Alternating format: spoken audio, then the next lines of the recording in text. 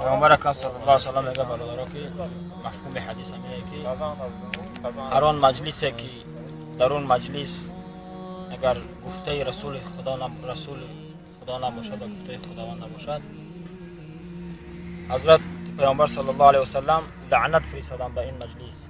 برای همین برادرها میخوام مجلس ما مجلس اسلامی بکنیم.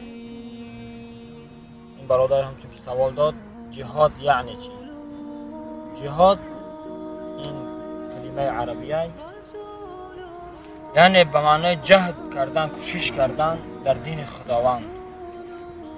البته وقتی که بنده مسلمان، شخص مسلمان جان خود را فدای راه الله می سازد، این کسب هر بنده نیست، این کار هر یک بنده نیست، کار هر یک جوانمرد نیست.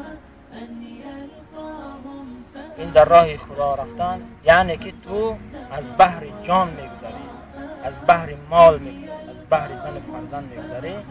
برای همین خداوند میگه که مجاهد را من مقصد وقتی که از دنیا میگذره، اگر که بنده های عادی خداوند بنده مسلمان وقت از دنیا میگذره، اون ما میتونیم مرده بشماریم، اما مجاهد را ما نمیتونیم مرده بشماریم، برای که اون در نزد خداوند زنده هست. خداوند پاداش او را در جنت خودش وعده کرده.